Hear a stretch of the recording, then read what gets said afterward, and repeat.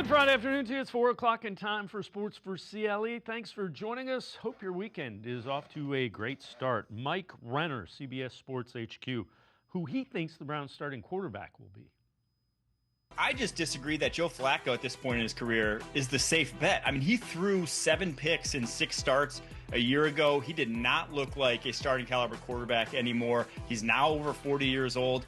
I'm going with Dillon Gabriel. The guy is experienced, the most experienced quarterback to ever hit the NFL, more starts in college football than anyone in college football history. I do just think his game is ready for the NFL, even if his ceiling may not be that high. And I think if you're Cleveland and you're looking at this roster, kind of knowing your third or fourth fiddle in the North, you got to have something to get the fans excited. Joe Flacco ain't getting the fans excited right now.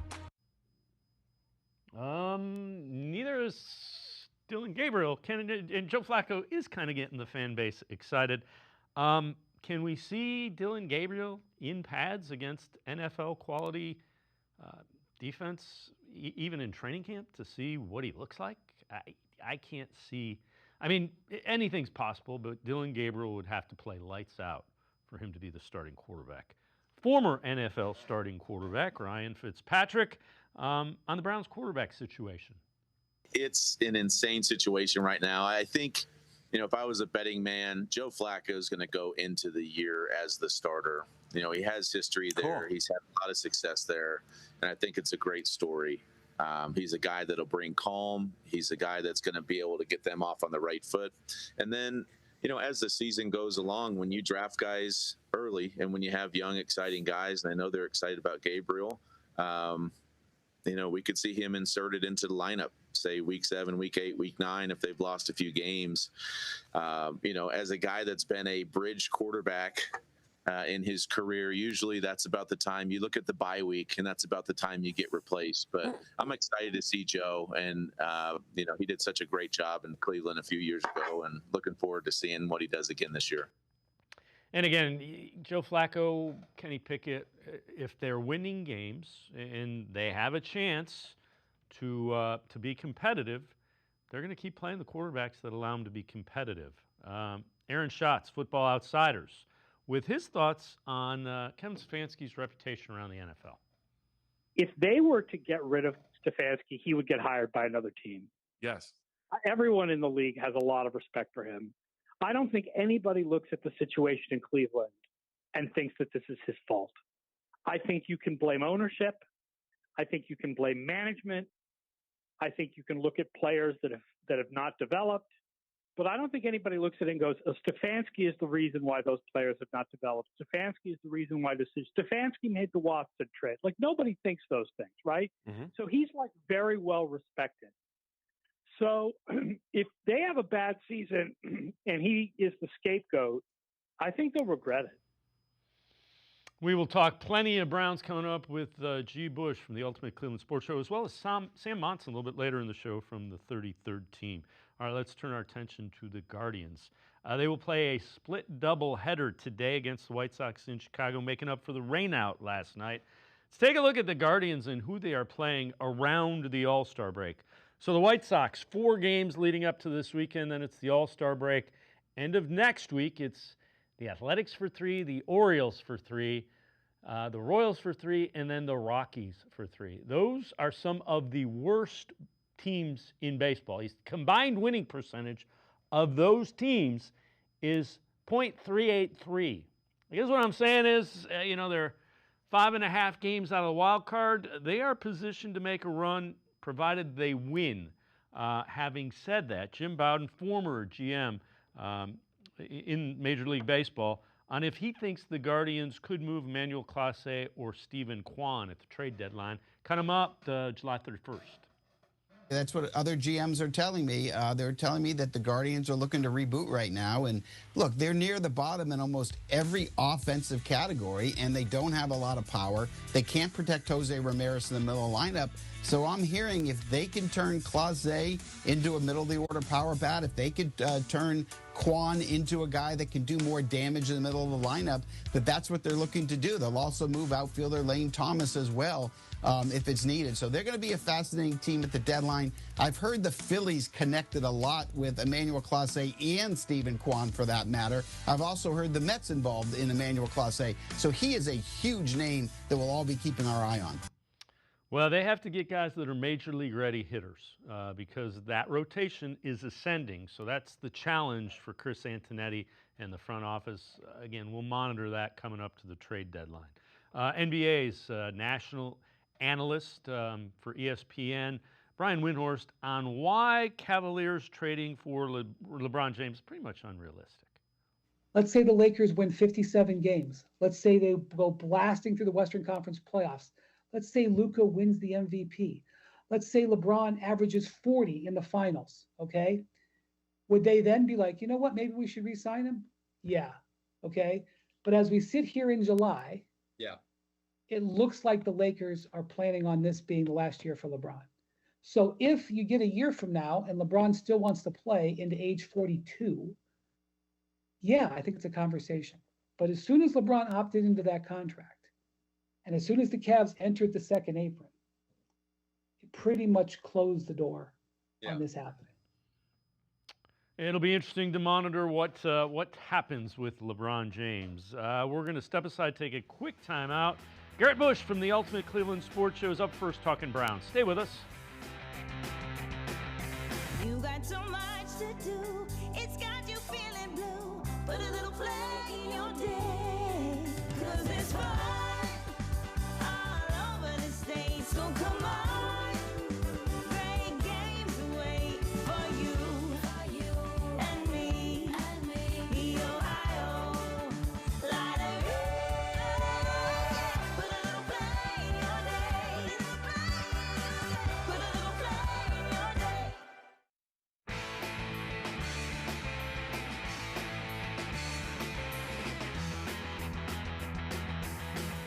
Browns are up first on Sports4CLE. Let's head right to the voicemail of Truth and Reason.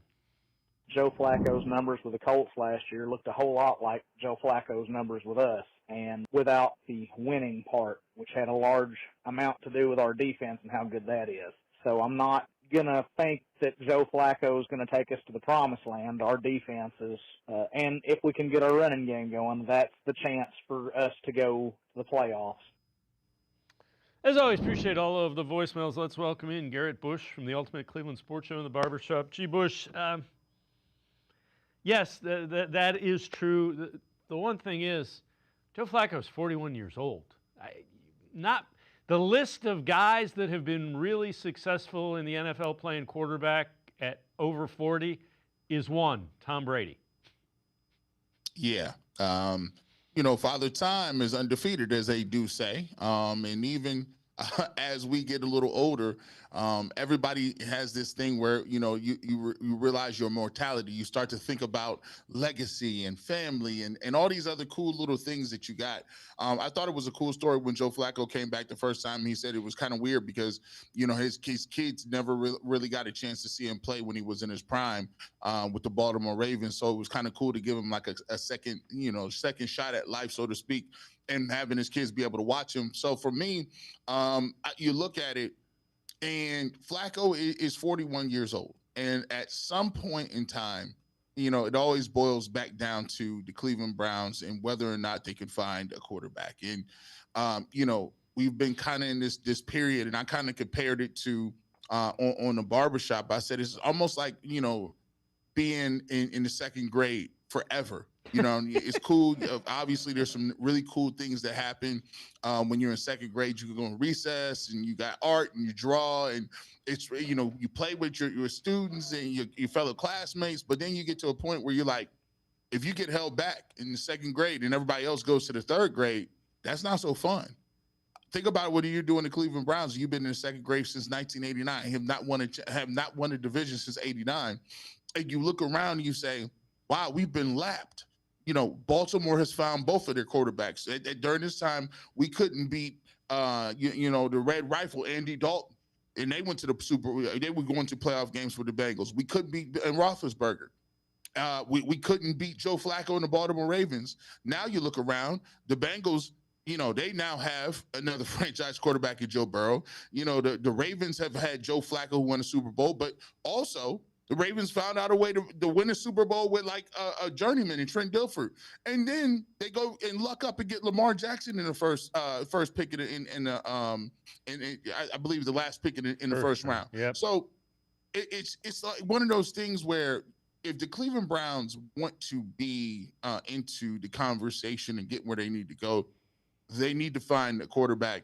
And, it's imperative that they see what they got in these young two guys right now, or, they got to figure out what they got next year. But until they get that part right, we're still going to always be in the second grade. All right, so this is another thing they have to figure out if they want to improve from 3 wins. Their offense, the most penalized unit in 2024. 64% of the Browns' penalties came on offense in 2024, worst in the league. Over half of those penalties were pre-snap errors. So what that tells me is they were running an offense that nobody knew where the heck they were supposed to be. If they're pre-snap penalties, that means you're not getting in the right spot. The first thing in football, they tell you day one, start, stance, nowhere to go. If you don't know where you're supposed to be on the field, start, stance, you're doomed to start with. And this is the most frustrating thing about the Cleveland Browns. And I would say over multiple years. It just seems like they just, a long play, you have holding, you got false starts.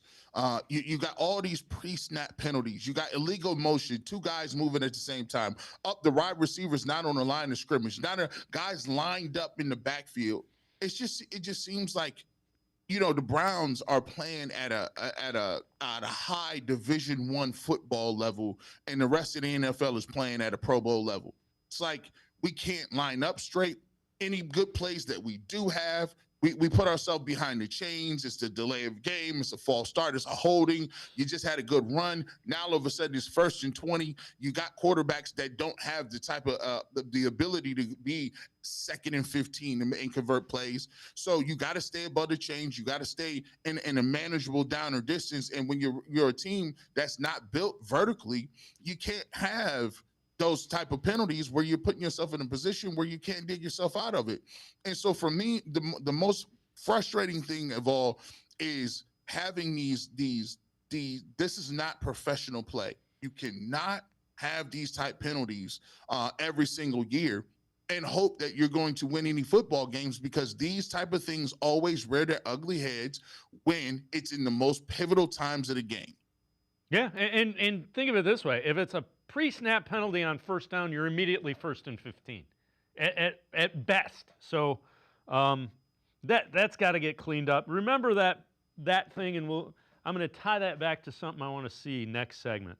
Dan Orlovsky, a really good NFL analyst for ESPN, talking about why teams are using more 12 personnel. That's 1 running back, 2 tight ends, the Kevin Stefanski kind of model there. It's attached to wanting to run the football more and having bigger bodies on the field.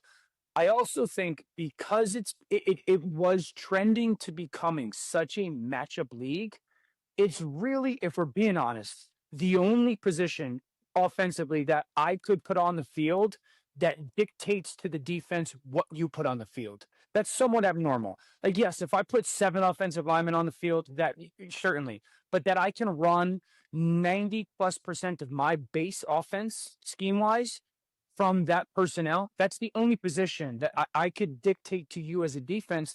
And when it comes to, okay, we as an offense, we want to be able to do both things, right? Run it and throw it.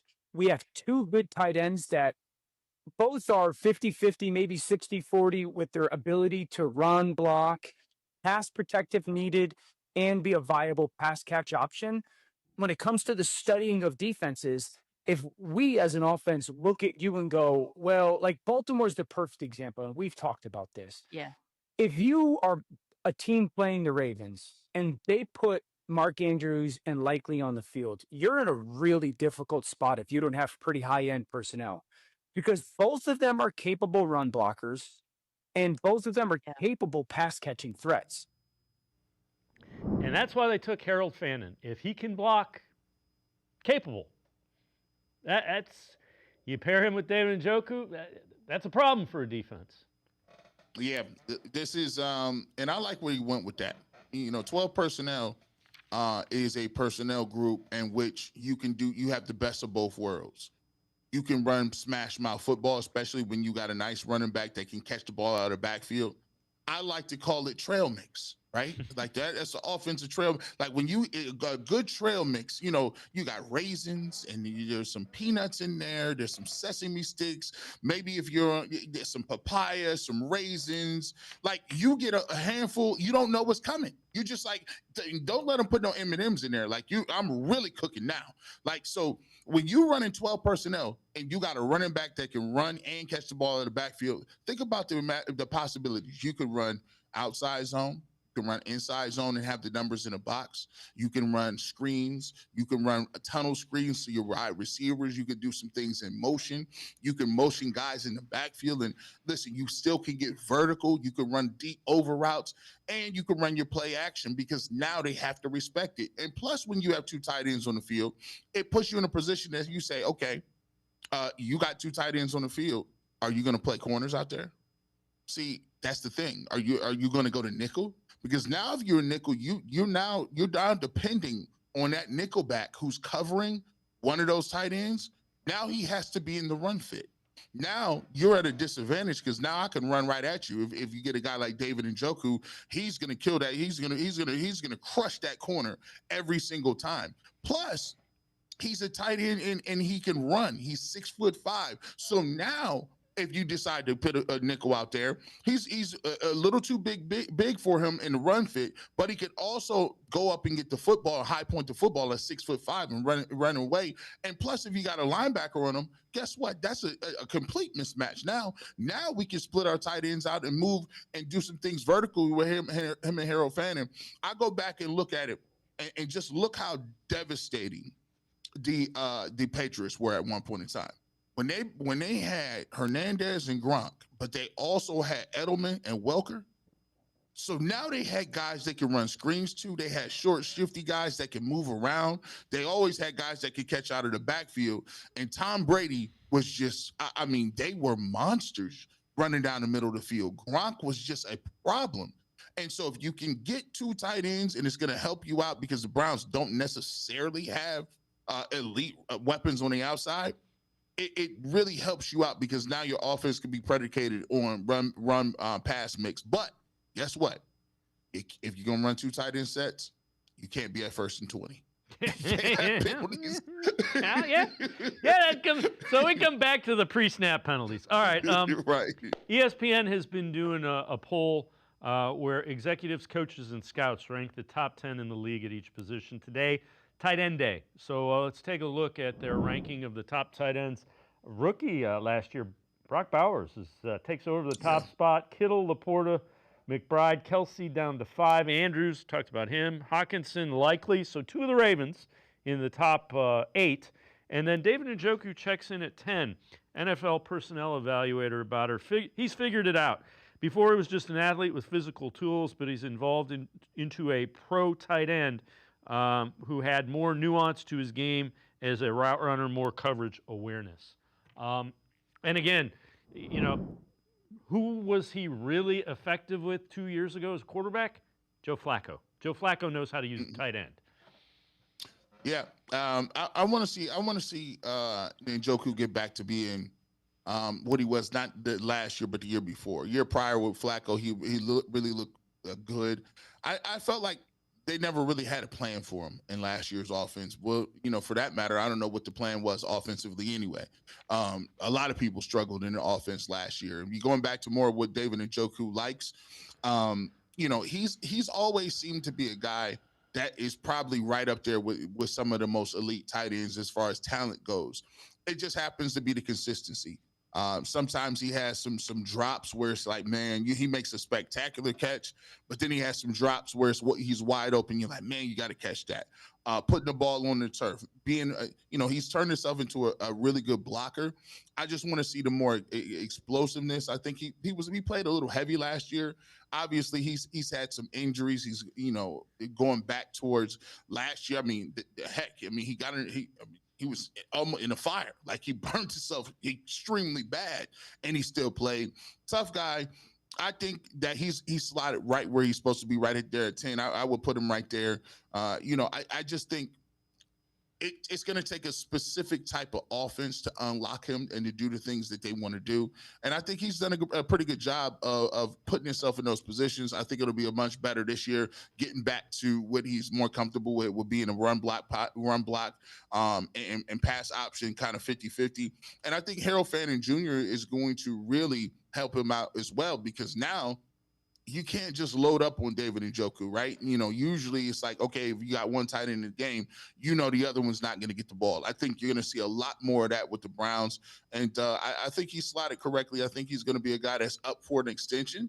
And I think the Browns probably will sign him to a 2 to 3 year deal, taking him past 30. I think he's 28 or 29 right now, but I think he's a big part of what they want to do. G. Bush and I are going to step aside, take a quick timeout. Other side of the break, we'll talk a little bit more about this Browns 2025 roster. Sports for CLE, I'll be right back. Stay with us. Come back to go forward. Back to learning new things. Back to pursuing your dreams.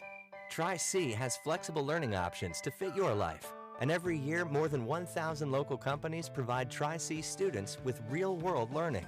The right education can boost your lifetime earning power by hundreds of thousands of dollars.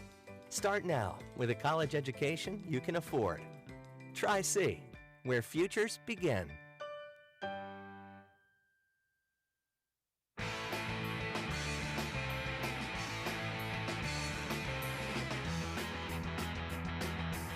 We continue talking Browns with G. Bush from 92.3 The Fan, occasionally, as well as the Ultimate Cleveland Sports Show in the Barbershop. Aaron Schatz, Football Outsiders, ESPN, talking about the Browns' 2025 roster.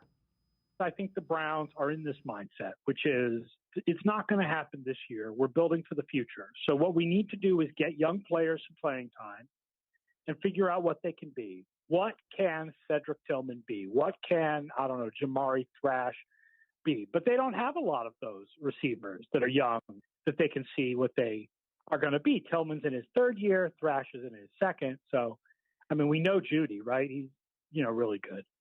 What can Fannin be, right, at tight end? I think their defense is going to be very good.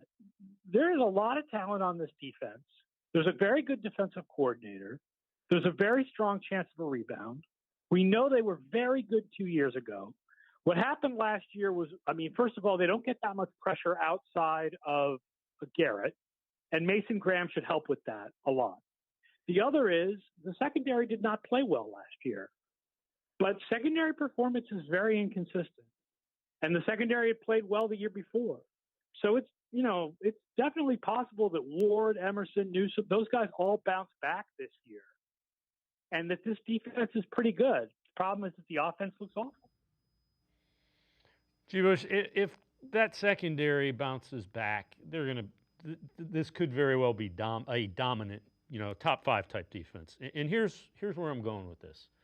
If you think about Jim Schwartz's defenses, wherever he's been, they've been really dominant up the middle. Their tackles get up the field, and they get in the backfield, they create havoc. Well, you've got Mason Graham. You signed Malik Collins, who's really active. Michael Hall Jr., they expect him to be healthy at some point. He can get in the backfield. You added Carson Schlesinger. 1 year of production, but the guy was all over the field. They shored up, the problem was people were running right down their throats last year, and at least they saw it and tried to address it. Yeah, they've invested a lot at the defensive tackle position. Malik Collins coming in on free agency. You talk about Mason Graham. They traded out of that pick to get, that was the Travis Hunter pick, and they get Mason Graham. You talk about Mike Hall Jr., who they invested a second-round pick in last year. They thought that he was a guy that was very young. He showed some flashes. Isaiah McGuire did very well against the run. You got Alex Wright, who showed some flashes before he got hurt last year with the injury. But, you have some young guys up front. You got some talent, some pieces. Denzel Ward, obviously Myles Garrett. Schlesinger should be a day one starter. They've shored up some of the other linebackers. They went and got, I think he went to Ohio State. Baker. His name is Jerome Baker. Baker. Yeah. They get Jerome Baker. They take him. And so they've shored some things up a little bit. Now, if you can have a bounce back year from Martin Emerson, a bounce back year from a guy like, Greg Newsome, who is in a contract year, both of those guys, I believe, are in contract years. I think Newsome is in his 5th year. Newsome, because he was a 4th round pick, or 3rd or 4th round pick, does not have the 5th year option. So I believe both of these contracts are, guys that are up for contract years. That always helps you a little bit. If you could get something for Monty Hickman, they brought in a lot of other safeties. They probably threw some of the most resources and spots at safety. They brought a lot of guys in, and obviously you have Grant Delpit, who's on the other side. If they can kind of get back to what they want to get to, the Browns could be one of those feisty teams where it's like, hey, they're not going to give you much in terms of explosive offense, but they can be one of those headaches and pesky teams that say, you already know what they're going to do. They got a great defense. They don't give up very many points. They get after the quarterback. They fly around. And then on the offensive end, they use the ball control. They run the ball with 12 personnel.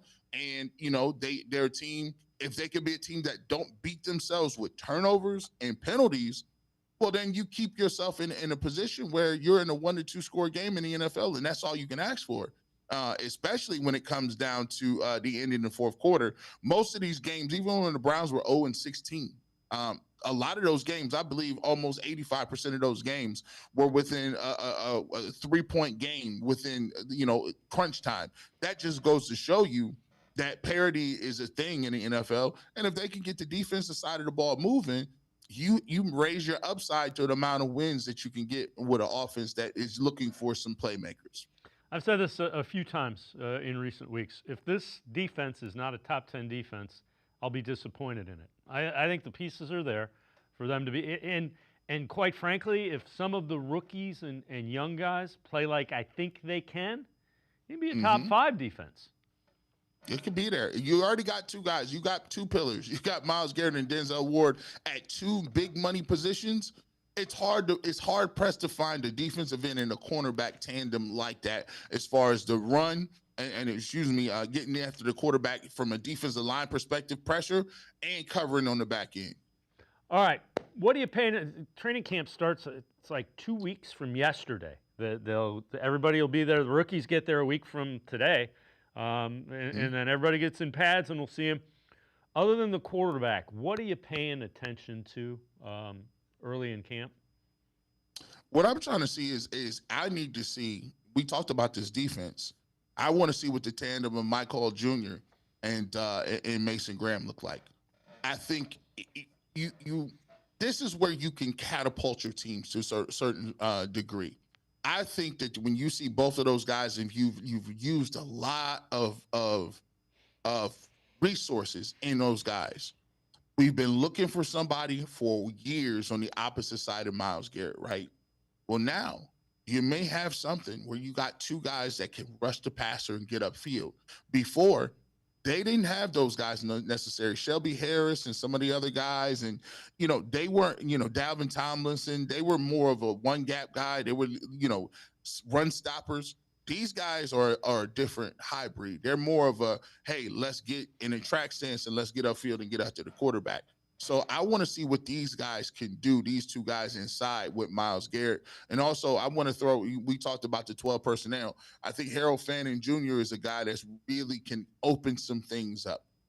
If they can get him out in the open, do some things, some tight end screens. He did a lot of great stuff with catching the ball after yards after contact, and it wasn't against MAC schools. I'm not just saying that because he's from my alma mater, Cam McKinley. Shout out to the Bulldogs out there, and he's a MAC guy. Shout out Bowling Green. So it's not just that he did this against primetime competition. Go back and watch the Penn State game in Happy Valley. Go back and watch the game Texas A&M at College Station. He's out there getting the football, and he's just not out there, laying down. He's getting yards after catch. So I want to see what he can offer and add to the spectrum. So those are the three things I'm looking at. I'm going to look at the pass rush in the middle from the defensive tackles and two twin defensive tackles from the Big Ten, potentially collapsing that pocket with Myles Garrett. And then I want to see what Harold Fanning Jr. can bring to the table running with David Njoku. So I think there's some exciting things to watch out besides the quarterback. And there's a lot of positions, and I thought the guy did set it up perfectly early in the show. There's a lot of young guys that we can look at to see, okay, what do we got coming up for the future? So even if the Browns, to me, don't particularly look that great, I think it's going to be an interesting season we watch throughout because there are the young guys that we want to evaluate for the future in the years to come. What I want to see is the pace of training camp get ratcheted up. I think that eliminates some of those pre-snap penalties. I want to see them to be more physical. They've gotten off to slow starts and they've had a lot of injuries. You got to kind of, and I'm not saying you have to beat the crap out of each other, but you have to hit each other so that it's not foreign when you go into the joint practices and you go into the preseason because they've started out too slow. We can't have that this year. They need to get out of the gate, and I think training camp needs to be ratcheted up a little bit, competition-wise and intensity-wise. Hey, G. Bush, agreed. As always, great stuff. Thanks so much for the time and the insight. Appreciate it, G. Bush. Appreciate it as always. G. Bush, make sure you check him out. Ultimate Cleveland Sports Show, 11 to 1, Monday through Friday. On the weekends, he hosts the Barbershop. We're going to step aside, take a quick timeout. Sam Monson from the 33rd team straight ahead. We continue talking Browns on Sports4CLE. You got so much to do, it's got you feeling blue. Put a little flag in your day, 'cause it's fun all over the state. So come on, great games wait for you and me, the Ohio Lottery. Put a little flag in your day, put a little flag in your day.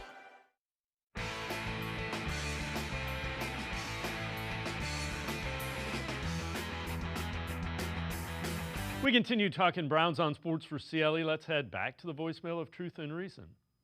Hey, Dave. Love the show. Long-time viewer.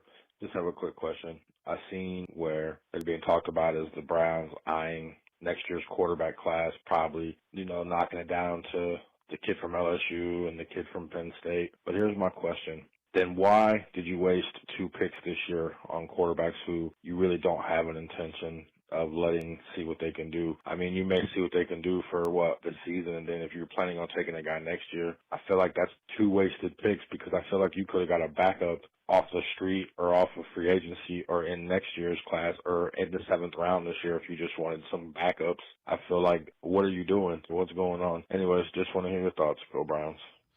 As always, appreciate all of the voicemails. Let's welcome in Sam Monson from the 33rd Team Coast. Check the Mic podcast. Sam, 2 things. They don't have anybody that I think they view as is going to be, neither Kenny Pickett or Joe Flacco will likely be on the team next year. Pickett's a free agent. Flacco's 41. So they're looking at young quarterbacks that they think they might be able to develop. And they didn't think Shedeur Sanders would be there in the 5th round for him. Yeah, I mean, look, the reason they did it, the reason they spent 2 picks on it is because there has been no greater value in the NFL in the last few years than Brock Purdy, right? You found a high-end quarterback with one of the lowest picks in the draft, the lowest pick in the draft that year, and that became the best value contract in all of football. So the chances are neither of these guys is Brock Purdy, but if you roll the dice and you hit on one of them, the value is astronomical. So it makes sense to, look to next year. Next year's where potentially the high investment is going to be. It's where the guy that you expect and has the best chance to be the future and the starter going forward comes from. but you should take a couple of shots on low round guys this year, because if you hit on one of those guys, the value is absolutely out of this world. And it also, like, it buys you some time and some goodwill to get to next year, right? Like, look at the opinion on Joe Flacco and Kenny Pickett. Kenny Pickett, I mean, Kenny Pickett's a former first round pick, and yet we know he's not really the guy. And so the opinion on him even just being brought into the building is negative.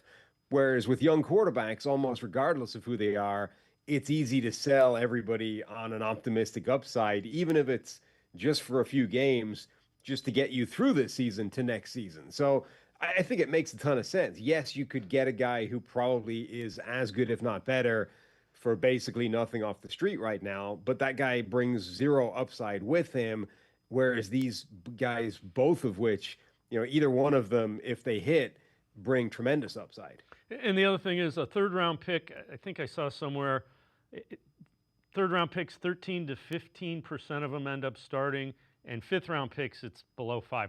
So they're not high assets, if you will.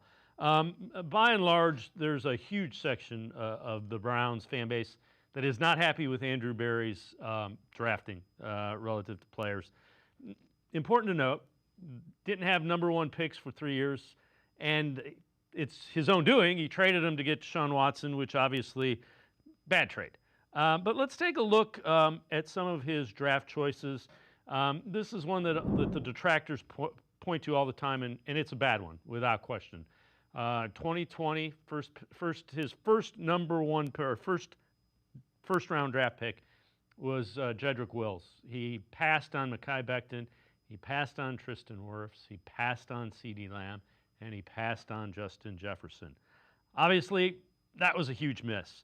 Now here's his other first round pick during his tenure. And it's first round 26th pick. It was Greg Newsome, Bateman, Stokes, Owe, Tyson Campbell.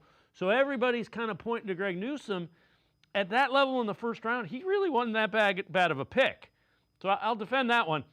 I can't defend this one. This is in the fourth round, and he took a kicker who they ended up cutting. Jake Ferguson, Calvin Austin, Isaiah Likely, all taken around that pick in the fourth round when he did. So those are some of the questions that people have. The Greg Newsome one, people keep saying, well, he's not going to get a second contract. When you look at who was on the board relative to Greg Newsome, that wasn't a bad pick.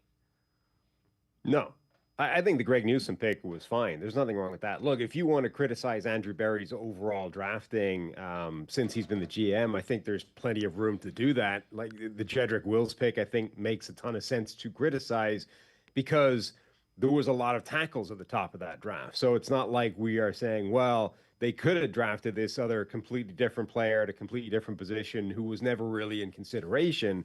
They were a tackle needy team in a draft where there were a lot of tackles at the top of that draft, and they chose maybe the worst of that entire group. That's worth criticizing. The thing that I would point out, though, is that, look, nobody's particularly good at the draft, right? And this is part of where it gets tricky when you start evaluating general managers and those kinds of things. It's why there's so much more to the job than simply did you draft well over the last few years. How did you do in free agency? How did you do with your own contracts? There's a lot of things to go along with being a general manager, and almost everybody over a period of time is not particularly good at the draft. So the strike rate is not good for anybody. So when you're looking at a guy and you're saying, well, look at this pick, this was bad, and this was bad, and this was bad.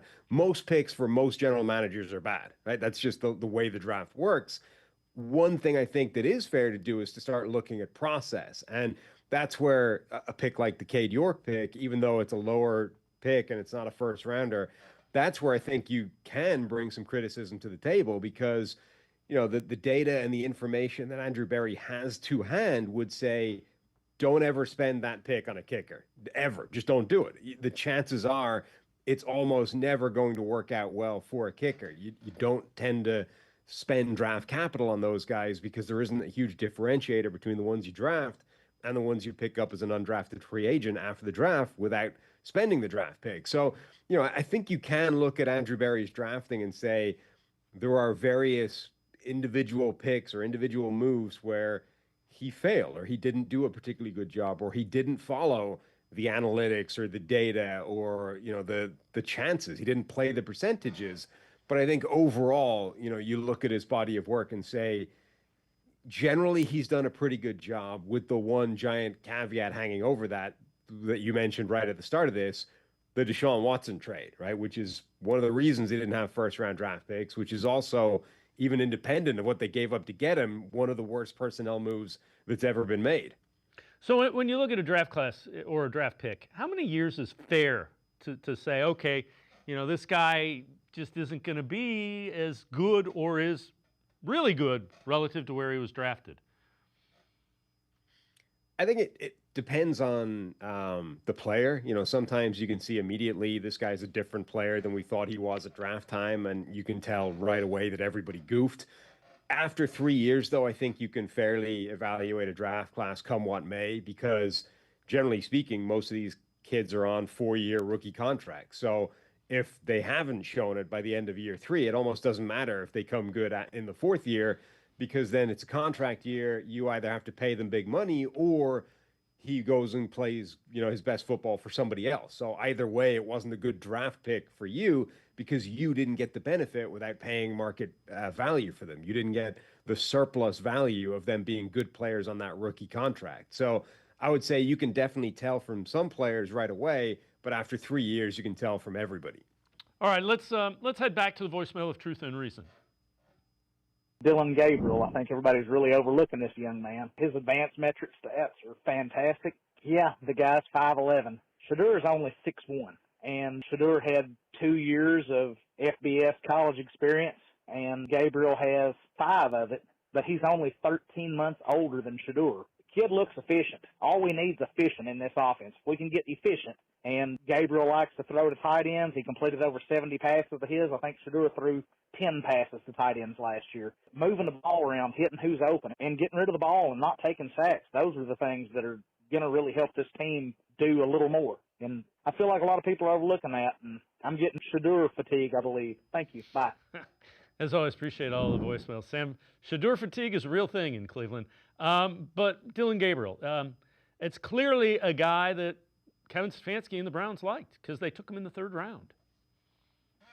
Yeah, and I agree. Look, the Browns themselves effectively said with their drafting that they liked Dylan Gabriel better than Shedeur Sanders. That's why they drafted them in the order they did. And I think Dylan Gabriel brings a lot to the table, right? It's always cyclical, whether teams value college experience or, guys that barely played in college. And right now, I think we're going through a phase where that experience is coveted and is seen as a plus and is seen as a really valuable thing. And Dylan Gabriel is literally the most experienced college quarterback that's ever entered the league effectively. So, that's a huge thing in his favor. And, I agree with the caller who said this offense only really needs somebody that's efficient. I don't know that that's Dylan Gabriel necessarily.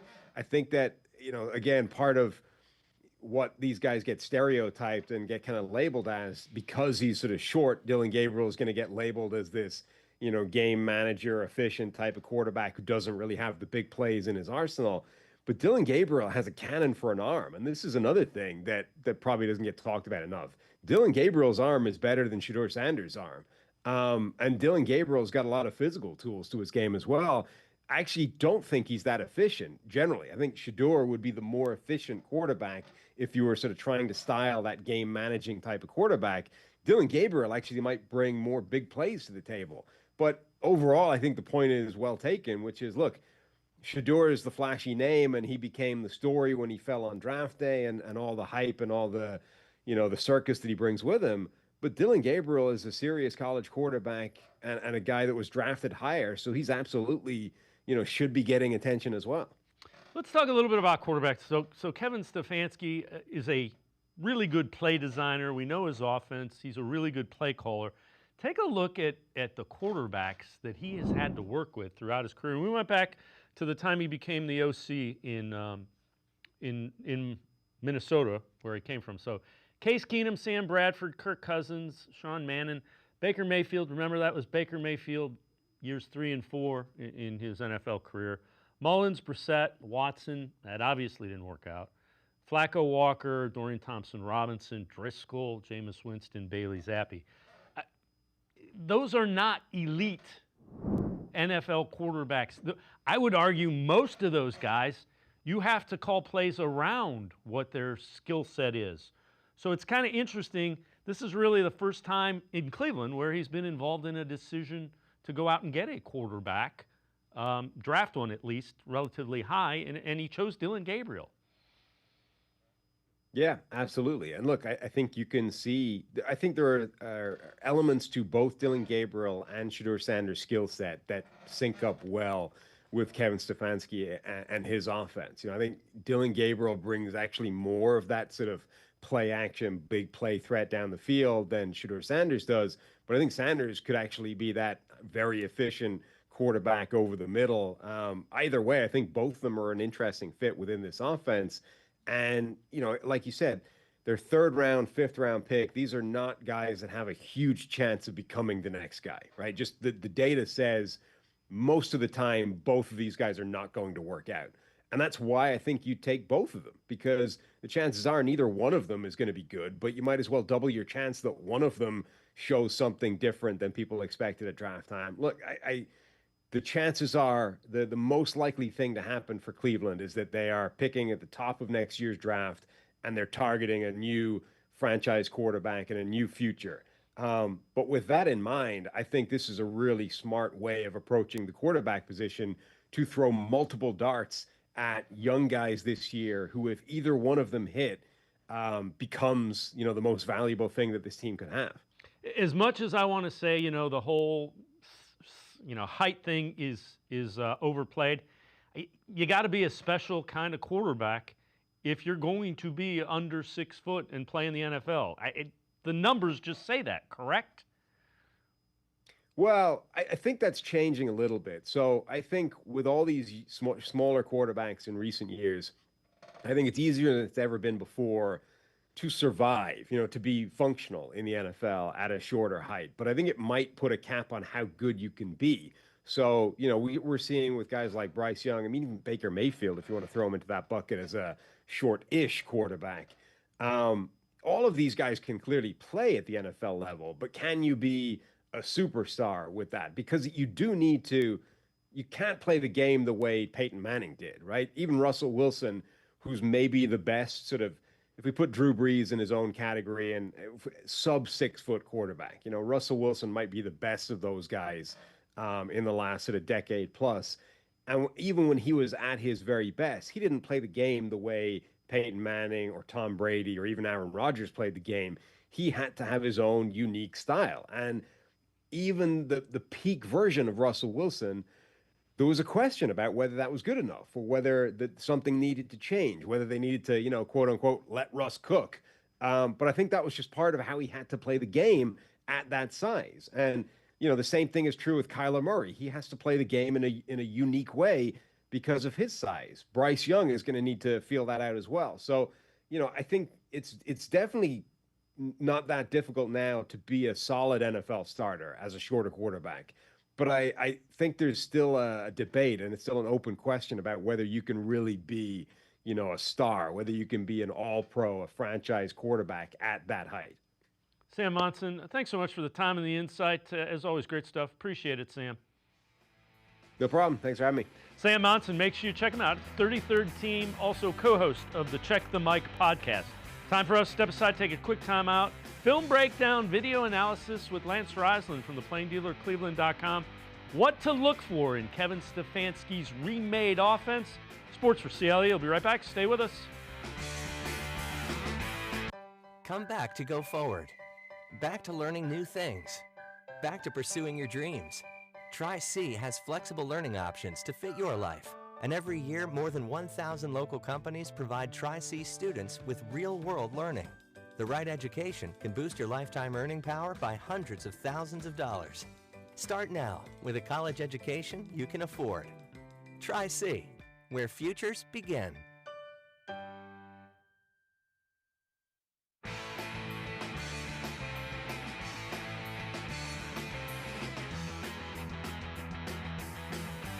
We continue talking Browns on Sports 4 CLE. Let's welcome in Lance Reisland from the Plain Dealer, cleveland.com. Time for a film breakdown, video review. And Lance, we keep saying, Kevin Stefanski style offense. We know what it was from a couple of years ago, but let's take a look and kind of refresh everybody's mind. And we're going to start with kind of the foundation of it, a power run game and play action off of that. So take us through that and kind of what we see here. Well, the first thing you saw in camp is that these guys are starting to work on what their landmark's going to be. Obviously, no pads, but they're working on double teams, right? Down for gap schemes and zone schemes. You saw a lot of it. You see the same side counter where the guard's going to pull, right? So you saw Batonio and Teller. That's when they're at their best, when they're down blocking or pulling around the edge. They did a really, really nice job that creates that physicality, which I think they need to do. And the thing is, and here's a different look at it, right, from the end zone. You're going to get the kick out and then the wrap inside. That's a classic counter gap scheme.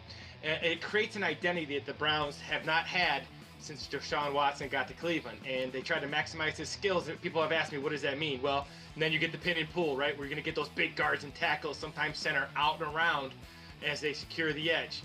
Then you get the play action off it, right? So you get those power run games, then you get this levels concept. Every quarterback at camp threw this very, very well. Then if you go back to what Joe Flacco did very well, right? So first down and 10 here. They're running the ball really well against the Texans during the regular season. Then you could throw play action. If you saw that guard pull, that's what you get. So now that defense comes up, it allows you to have a little bit less depth at receiver because you can take those play action shots, one-man routes, two-man routes. But more than anything, what the Browns have to do to be successful is they have to recreate their identity. And this idea of practicing that way, running the gap schemes, the pin and pull, the weak side zone, these things are all attitude plays, and this is when Kevin Stefanski is at his best. I think Kevin Stefanski is an outstanding play designer within his scheme. And his scheme starts with running the ball, power run games, setting up the play action so he can do whatever he wants to do on first down. He can take some shots, but that defense has to prepare for that power run game each and every week. So we continually talk about, physicality. Is that more important for the offensive line than anybody, really? Oh, there's no question about it. And really what it comes down to is how you practice. Saying you're physical doesn't do anything. It's about how you practice. So, I saw them even without pads get a little bit more physical with their hands and some of their drill work. That's where I'll be come July 23rd. I'll be down with the offensive linemen for the first half hour of every single two-a-day, and I plan on being at every one, because I want to see those linemen and see if they are more physical. You can't say you're physical. My dad always told me that. You got to practice physical. And it doesn't mean you have to kill each other. It just means you have to have contact and physicality with your hands and with the pads, and that mentality and that identity that we're going to run the ball. And you hear all the things about a light box, a heavy box. So, sometimes the Browns just want to run the ball and they don't care what the defense does. And that's an identity and that's a mentality. And that mentality carries over into pass protection. It allows you to win on first down. It protects your defense. There's a lot that goes with that identity, but I think you're going to see the Browns offensive line turn the corner here because they're going to go back to that physical mentality. The other thing is we talk about a power run game and play action. They have to look the same. The defense has to believe you are running the power run game when you play action. Well, yeah, so you think for the first thing it does is it's going to have they're going to put regular personnel in the game, so you're going to have more defensive linemen and more linebackers in the game, which simply means there's going to be less guy covering, regardless of what the coverage is. And even if they're going to do different coverages, if you have less guys in coverage, it's really hard to disguise, especially with linebackers underneath, right? Because linebackers like to tackle. They don't like to cover. Even if they're good at it, they'd rather tackle. So to sell that, though, right, so you got to get that offense, and it really helps the offensive line with their pass protection because that defensive line is not in their pass rush scheme. They're going to be in run stopping mode, meaning they're going to get their hands on. They're going to try to anchor in there, and then it's easy to pass protect. It's that idea of being balanced, and balance, it doesn't mean 50-50 to me. Balance means, as an offense coordinator, I can run what I want, when I want, on any down and distance. So that will help the Browns. It starts with physicality. It starts with identity. So the next point we're going to move on to is 12 and 13 personnel. That's one running back, two tight ends. That's 12. One running back, three tight ends is 13. Take us through what we're going to see here. Well, he can be real creative, right? So this is 12 personnel back with Flacco, just a simple check down on Njoku. Njoku makes a big run out of it. So Kevin likes to get in that big personnel because, well, again, the power run game. So this is third down and one. big play, and that has to do with because it was 3rd and 1, and the Browns had 13 personnel in the game with an extra tackle in the game. And the reason these clips are so good and why Browns fans should be excited, and I always tell everybody, don't lose the games before you play them. Be excited, especially early on, right? And what this 12 and 13 personnel is, it allows Kevin to dictate what's in the game. And this is what happened on these 2 plays. You get bigger personnel in the game because the Browns bring in bigger personnel. Now you have Njoku, you have Fannin, you have Sampson, you have Junkins, you have these guys who can catch the ball really, really well out of the backfield. You can get into 12 and 13 personnel, power run, or you can go empty, or 2x1, or 2x2, or 3x2, and you can do a bunch of different stuff with that personnel group, especially if the defense is going to bring in guys to stop the run. So this is a great look at what happens when the defense thinks you are going to run the ball. Everybody came up to stop the run, including that corner. Here's what happens when you get everybody dropping. Now you got to tackle Njoku. So that 12 personnel is when Kevin Stefanski's at his best as a play designer.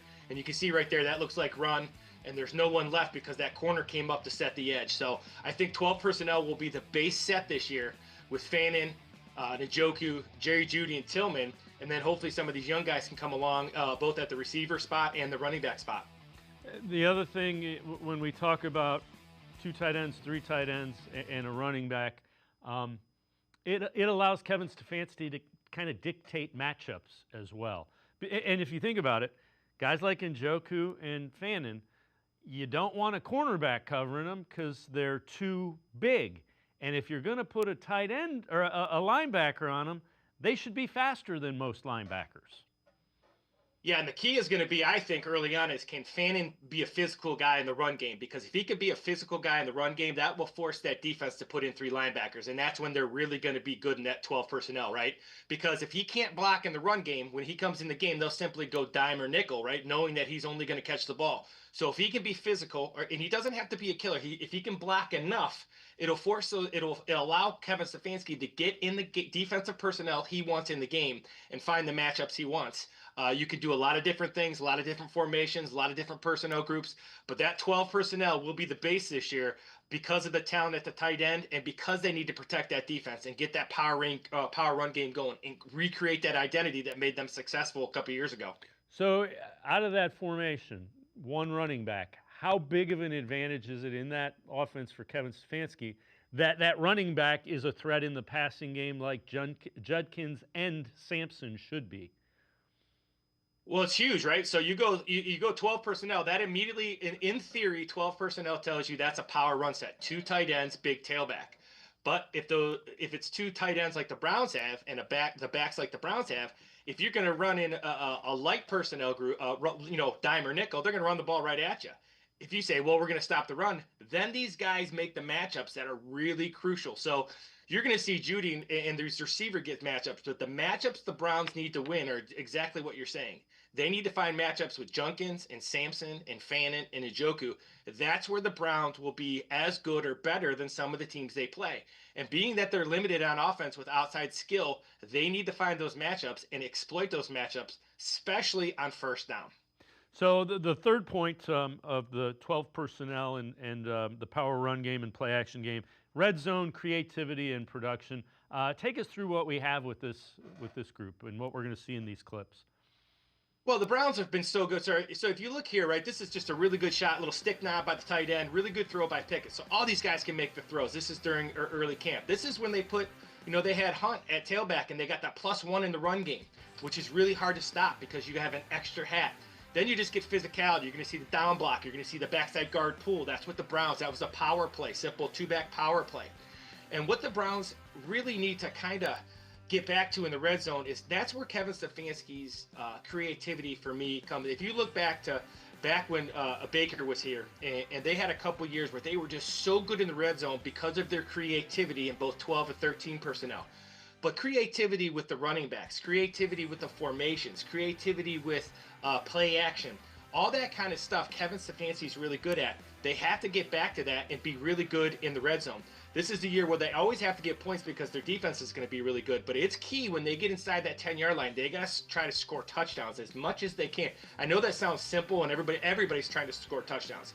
But you score touchdowns in the NFL by being creative and kind of getting off what you do. And one thing I've learned, because I consistently learn things when I'm down there, is that third down and red zone in the NFL are completely different than in college and high school, meaning offense has changed their philosophy, what they do, how they do it, personnel groups, etc. So the Browns, when Kevin Stefanski's at his best, it starts with the power run game, play action. Then it goes to that 12 and 13 personnel, and then it finishes with being really creative, kind of powerful, but also kind of gimmicky and creative down in that red zone, scoring touchdowns. The other thing, when we think about it, the backs, both of them are good in goal line situations, being the rookies. Sampson is a smaller guy than Judkins. He's not small, but he's a guy that scored like 18 touchdowns in the SEC last year. Well, I think, obviously we said it before. Losing Nick Chubb is never good, but now you have two backs that are big. First, and I've said it before with you, Junkins is such a thick lower body, and Sampson's really a patient. He gets up in there. But there's a guy, they have some, Pierre Strong's another guy, right? He runs really hard. He could be a guy they count on down in the red zone. So he'll be fresh. He can get down there. He's not a guy who's going to hit a home run all the time, but he might be a guy that's a good red zone runner. And then you have Jerome Ford, who goes back to his third down strength. So they have some guys in that backfield that now they have depth. Now they have roles. And I think Pierre Strong is a guy that could be a guy, along with Junkins and Sampson and Ford, but he might be a guy that gives them a little energy because of his freshness, and he won't play that much, that they can count on down the red zone. They have to count on everybody on offense because they are limited with some of their skill spots and some of their guys that get easy yards. So look for these guys to be pretty good in the red zone. I'm excited because there's nothing better as offense coordinator when people tell you that you're not very good. You either got to prove them right or prove them wrong, and that's kind of where the Browns are at right now. The other thing is they know what they want their identity to be. I don't think we could have identified that a year ago. As a matter of fact, I guarantee you, I couldn't tell you what their identity on offense was last year. Well, you and I have talked for a number of years now, and you and I have talked through the whole tenure of Deshaun Watson, and for a while we both kept talking about ad nauseum in terms of what are they trying to do? And I understand they were trying to maximize Deshaun Watson, but by doing that, they lost their identity. And you and I have talked.